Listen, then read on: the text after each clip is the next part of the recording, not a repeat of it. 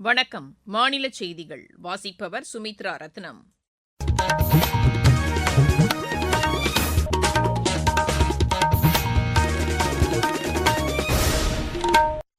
தலைப்புச் செய்திகள். பழங்குடியினரின் மேம்பாட்டிற்காக மத்திய அரசு சிறப்பு திட்டங்களை செயல்படுத்தி வருவதாக பிரதமர் திரு நரேந்திர மோடி தெரிவித்துள்ளார். புனித ரமலான் பண்டிகை இன்று வழக்கமான உற்சாகத்துடன் கொண்டாடப்படுகிறது. தமிழ் கலாச்சார பாரம்பரியத்தை ஊக்குவிக்கும் வகையில் கம்ப ராமாயண விழா நடத்தப்படுவதாக ஆளுநர் திரு ஆர் என் ரவி கூறியுள்ளார். தமிழகம் உள்ளிட்ட தென் மாநிலங்களில் எல்பிஜி டேங்கர் லாரி உரிமையாளர்கள் மேற்கொண்டிருந்த வேலை நிறுத்தம் வாபஸ் பெறப்பட்டுள்ளது. ஆசிய மல்யுத்த சாம்பியன் போட்டியில் இந்தியா 2 வெள்ளி மற்றும் 1 வெண்கலப் பதக்கம் வென்றது. இனி விரிவான செய்திகள். பழங்குடியினரின் மேம்பாட்டிற்காக மத்திய அரசு சிறப்பு திட்டங்களை செயல்படுத்தி வருவதாக பிரதமர் திரு நரேந்திர மோடி தெரிவித்துள்ளார். சத்தீஸ்கர் மாநிலம் பிலாஸ்பூரில் 33,700 கோடி ரூபாய் மதிப்பிலான வளர்ச்சித் திட்டங்களுக்கு அடிக்கல் நாட்டி பேசிய அவர், பழங்குடியினருக்கான சுகாதார வசதிகளை மேம்படுத்துவதில் அரசு மிகுந்த அக்கறை கொண்டிருப்பதாக கூறினார். இம்மாநிலத்தில் உள்ள 3 லட்சம் ஏழை குடும்பங்களுக்கு வீடுகள் கட்டித்தரப்பட்டுள்ளதாகவும் பிரதமர் குறிப்பிட்டார். இதன் மூலம் கிராமப்புற தொழிலாளர்களுக்கு வேலைவாய்ப்பு கிடைத்திருப்பதுடன் கட்டுமான பொருட்கள் உள்ளூரிலேயே கொள்முதல் செய்யப்பட்டதால் சிறு வியாபாரிகளும் பயனடைந்திருப்பதாக திரு நரேந்திர மோடி கூறினார். புனித ரமலான் பண்டிகை இன்று வழக்கமான உற்சாகத்துடன் கொண்டாடப்படுகிறது. இந்நாளையொட்டி சிறப்பு தொழுகையில் பங்கேற்ற இஸ்லாமியர்கள் ஒருவருக்கொருவர் வாழ்த்துக்களை பரிமாறிக்கொண்டனர். ரமலான் பண்டிகையொட்டி தலைவர்கள் பலர் மக்களுக்கு வாழ்த்து தெரிவித்துள்ளனர். குடியரசுத் தலைவர் திருமதி திரௌபதி முர்மு வெளியிட்டுள்ள வாழ்த்துச் செய்தியில், புனித ரமலான் மாதத்தில் இஸ்லாமியர்கள் கடைபிடித்து வந்த நோன்பின் நிறைவை குறிக்கும் இந்நாளில் சகோதரத்துவம், ஒற்றுமை மற்றும் கருணை தழைத்தோங்கட்டும் என்று தெரிவித்துள்ளார். இந்நாள் மக்கள் அனைவரிடமும் அமைதி, முன்னேற்றம் மற்றும் மகிழ்ச்சியை அளிக்கட்டும் என்றும் அவர் குறிப்பிட்டுள்ளார்.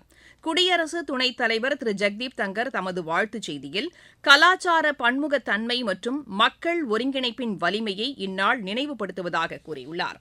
முதலமைச்சர் திரு மு க ஸ்டாலின் வெளியிட்டுள்ள வாழ்த்துச் செய்தியில், நபிகள் நாயகம் போதித்த நெறியில் வாழ்ந்து நோன்பு கடமைகளை நிறைவேற்றிய மன நிறைவோடு ரமலான் திருநாளை கொண்டாடும் இஸ்லாமியர்கள் அனைவருக்கும் தமது நல்வாழ்த்துக்களை உரித்தாக்குவதாக தெரிவித்துள்ளார். அஇஅதிமுக பொதுச் செயலாளர் திரு எடப்பாடி பழனிசாமி வெளியிட்டுள்ள செய்தியில், நபிகள் நாயகத்தின் போதனைகளை நினைவில் கொண்டு தத்தமது கடமைகளை செவ்வனே மேற்கொண்டு சிறப்பாக வாழ வாழ்த்துவதாக குறிப்பிட்டுள்ளார்.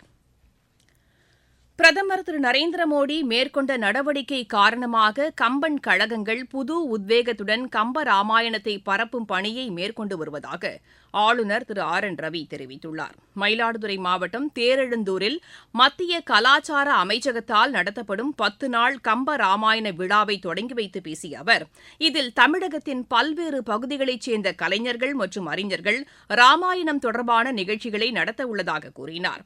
இத்தகைய நிகழ்ச்சிகள் தமிழ் கலாச்சார பாரம்பரியத்தை ஊக்குவிப்பதாக அமையும் என்றும் ஆளுநர் குறிப்பிட்டார்.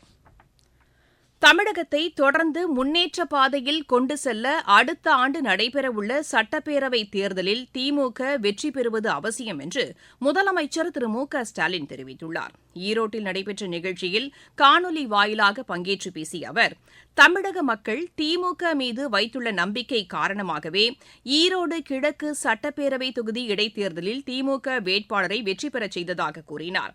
இதனை கருத்தில் கொண்டு திமுகவினர் தொடர்ந்து தீவிரமாக களப்பணியாற்ற வேண்டும் என்றும் திரு மு க ஸ்டாலின் கேட்டுக் கொண்டார். நீங்கள் கேட்டுக் கொண்டிருப்பது மாநில செய்தி அறிக்கை. மக்களின் மனதை வென்ற மத்திய அரசின் பட்ஜெட். தனிநபர் வருமான வரி விலக்கிற்கான உச்சவரம்பு 12 லட்சம் ரூபாயாக உயர்வு. தமிழகத்தின் ரயில்வே திட்டங்களுக்காக 6,626 கோடி ரூபாய் நிதி ஒதுக்கீடு. நாடு முழுவதும் உள்ள அரசு பள்ளிகளில் 50,000 அடல் ஆய்வகங்கள். 36 வகை உயிர்காக்கும் மருந்துகளுக்கு சுங்க வரியிலிருந்து விலக்கு. மாவட்டம் தோறும் அரசு மருத்துவமனைகளில் புற்றுநோய் சிகிச்சை பராமரிப்பு மையங்கள். லித்தியம் பேட்டரிக்கான சுங்க வரி ரத்து. குழாய் மூலம் குடிநீர் வழங்கும் திட்டம் மேலும் 3 ஆண்டுகளுக்கு நீட்டிப்பு. வளர்ச்சியடைந்த இந்தியாவிற்கான பயணத்தில் மோடி அரசு. தொடரும் மக்கள் நலத் திட்டங்கள்.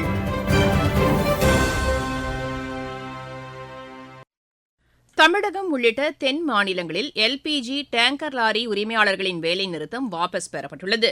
Indian oil, Bharat petroleum, Hindustan பெட்ரோலிய நிறுவனங்களின் புதிய ஒப்பந்த நிபந்தனைகளை தளர்த்த கோரியும், வாடகை நிர்ணயத்தில் பழைய முறையையே பின்பற்ற கோரியும் எல்பிஜி டேங்கர் லாரி உரிமையாளர் சங்கத்தினர் கடந்த 27ஆம் தேதி முதல் காலவரையற்ற வேலை நிறுத்தத்தை மேற்கொண்டு வந்தனர். இந்நிலையில் நாமக்கல் அருகே நேற்று நடைபெற்ற இந்த சங்கத்தின் அவசர செயற்குழு கூட்டத்தில் வேலை நிறுத்தத்தை திரும்பப் பெற முடிவு செய்யப்பட்டதாக சங்கத்தின் தலைவர் திரு சுந்தர்ராஜன் தெரிவித்தார். இந்த வேலை நிறுத்தத்தின் பயனாக ஆயில் நிறுவன அதிகாரிகள் நாங்கள் கேட்ட கோரிக்கையான அபராத தொகை அனைத்தையும் தள்ளுபடி செய்கிறோம். சென்ற டெண்டரில் என்ன இருந்ததோ அதே விதிகளை நாங்கள் பின்பற்றுகிறோம் என்று எங்களுக்கு மெயில் மூலமாக உறுதியளித்துள்ளனர். எங்களுடைய கோரிக்கை அவர்கள் ஏற்று எல்பிஜி வாகன உரிமையாளர்களுக்கு மீண்டும் இந்த தொழிலில் செய்ய வேண்டும். அதன் பெயரில் இந்த வேலை நிறுத்தத்தை விலக்கிக் கொள்ள இருக்கிறோம். நாட்டில் பெருகி வரும் மக்கள் தொகைக்கேற்ப வேளாண் பொருட்கள் உற்பத்தியை அதிகரிக்க வேண்டியது அவசியம் என்று திருவள்ளுவர் பல்கலைக்கழக துணைவேந்தர் திரு ஆறுமுகம் வலியுறுத்தியுள்ளார். திருநெல்வேலி மாவட்டம் மூலைக்கரைப்பட்டியில் விவசாய உற்பத்தியாளர்கள் நிறுவனத்தை தொடங்கி வைத்து பேசிய அவர், விவசாயிகள் தங்களது உற்பத்தி பொருட்களை மதிப்பு கூட்டுவதன் மூலம் அதிக லாபம் அடைய முடியும் என்றும் தெரிவித்தார். 1980-90களிலே கிட்டத்தட்ட 80 விழுக்காடு மக்கள் வேளாண் தொழிலை சார்ந்து வேளாண் பொருட்களை உற்பத்தி செய்யக்கூடிய ஒரு நிலையில் இருந்தார்கள். ஆனால் இன்று 48 அல்லது 49 விழுக்காடு மக்கள் மட்டுமே இந்த வேளாண் தொழிலை நம்பி இருக்கின்றார்கள். ஆனால் நீங்கள் அடுத்த 10 ஆண்டுகளில் இன்று உற்பத்தி செய்யக்கூடிய பொருட்களை விட 2 மடங்கு பொருட்கள் உற்பத்தி செய்ய வேண்டும். இப்பொழுது நாம் உற்பத்தி செய்யக்கூடிய உணவு தானிய உற்பத்தி கேட்டீங்கன்னா கிட்டத்தட்ட 320 மில்லியன் மெட்ரிக் டன்ஸ், காய்கறி பழங்கள் 350 மில்லியன் மெட்ரிக் டன்ஸ். அடுத்த 5 ஆண்டுகளில் நாம் உணவு உற்பத்தியை செய்தே ஆக வேண்டும். நீலகிரி மாவட்டம் லவ்டேல் மலை ரயில் நிலையத்தின் 117வது ஆண்டு விழா சிறப்பாக கொண்டாடப்பட்டது. தோடர் பழங்குடியின மக்களின் பாரம்பரிய நடனத்துடன் நடைபெற்ற இந்த கொண்டாட்டத்தில் சுற்றுலாப் பயணிகள் உற்சாகத்துடன் பங்கேற்றதாக எமது செய்தியாளர் தெரிவிக்கிறார். நூற்றாண்டுகளை கடந்த இந்த ரயில் நிலையங்களுக்கு செலிபிரேட் ஸ்டேஷன் மகோத்சவ் 2025 என்ற பெயரில் சமீப காலங்களாக கொண்டாடப்பட்டு வருகிறது. இதன் ஒரு பகுதியாக உதகையிலிருந்து குன்னூர் செல்லும் வழியில் லவ்டேல் பகுதியில் 1907ஆம் ஆண்டு கட்டப்பட்ட ரயில் நிலையத்திற்கு 117வது ஆண்டு நிறைவடைந்துள்ளது. இதனையடுத்து தெற்கு ரயில்வே சார்பில் கேக் வெட்டி இனிப்புகள் வழங்கி கொண்டாடப்பட்டது.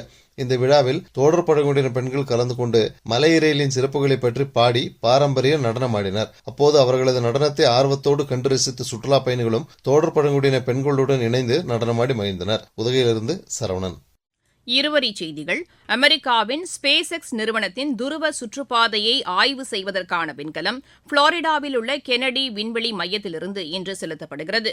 கனடாவின் அன்டாரியா பகுதியில் பனி புயல் காரணமாக மின்சாரம் தடைப்பட்டதால் சுமார் 3 லட்சம் மக்கள் பாதிக்கப்பட்டுள்ளனர். கிரீஸ் நாட்டில் இன்று தொடங்கும் 12 நாள் சர்வதேச விமான பயிற்சியில் இந்திய விமானப்படை பங்கேற்கிறது. மும்பை விமான நிலையத்தை ஒட்டியுள்ள பகுதிகளில் 60 நாட்களுக்கு பாராகிளைடர்கள் மற்றும் பலூன்களை பறக்கவிடவும் ஒளி உமிழும் சாதனங்களை பயன்படுத்தவும் தடை விதிக்கப்பட்டுள்ளது. சென்னை அண்ணாநகர் மண்டலத்திற்குட்பட்ட திருநகர் பகுதியில் கட்டப்பட்டுள்ள இறகுப்பந்து உள் விளையாட்டு அரங்கத்தை மாநில அமைச்சர் திரு சேகர் பாபு நேற்று திறந்து வைத்தார். விளையாட்டுச் செய்திகள். ஆசிய மல்யுத்த சாம்பியன் போட்டியில் இந்தியா நேற்று 2 வெள்ளி மற்றும் 1 வெண்கலப் பதக்கம் வென்றது. ஜோர்டனின் அம்மானில் நடைபெற்ற இப்போட்டியின் ஆடவர் 61 கிலோ எடைப்பிரிவில் உதித்தும் 92 கிலோ எடைப்பிரிவில் தீபக் புனியாவும் வெள்ளிப் பதக்கம் வென்றனர். 125 கிலோ எடைப்பிரிவில் தினேஷ் வெண்கலப் பதக்கம் வென்றார். இப்போட்டியில் இந்தியா 1 தங்கம், 3 வெள்ளி, 6 வெண்கலப் பதக்கங்களை வென்றது. உலகக்கோப்பை குத்துச்சண்டை போட்டி பிரேசிலில் இன்று தொடங்குகிறது. வரும் 5ஆம் தேதி வரை நடைபெறவுள்ள இப்போட்டியில் 19 நாடுகளைச் சேர்ந்த 130 வீரர்கள் பங்கேற்கின்றனர். நரேந்தர் தலைமையிலான 10 பேர் கொண்ட இந்திய அணி இப்போட்டியில் பங்கேற்கவுள்ளது. மீண்டும் தலைப்புச் செய்திகள். பழங்குடியினரின் மேம்பாட்டிற்காக மத்திய அரசு சிறப்பு திட்டங்களை செயல்படுத்தி வருவதாக பிரதமர் திரு நரேந்திர மோடி தெரிவித்துள்ளார். புனித ரமலான் பண்டிகை இன்று வழக்கமான உற்சாகத்துடன் கொண்டாடப்படுகிறது. தமிழ் கலாச்சார பாரம்பரியத்தை ஊக்குவிக்கும் வகையில் கம்ப ராமாயண விழா நடத்தப்படுவதாக ஆளுநர் திரு ஆர் என் ரவி கூறியுள்ளார். தமிழகம் உள்ளிட்ட தென் மாநிலங்களில் LPG டேங்கர் லாரி உரிமையாளர்கள் மேற்கொண்டிருந்த வேலைநிறுத்தம் வாபஸ் பெறப்பட்டுள்ளது. ஆசிய மல்யுத்த சாம்பியன் போட்டியில் இந்தியா 2 வெள்ளி மற்றும் 1 வெண்கலப் பதக்கம் வென்றது. இத்துடன் இந்த செய்தியறிக்கை நிறைவடைகிறது.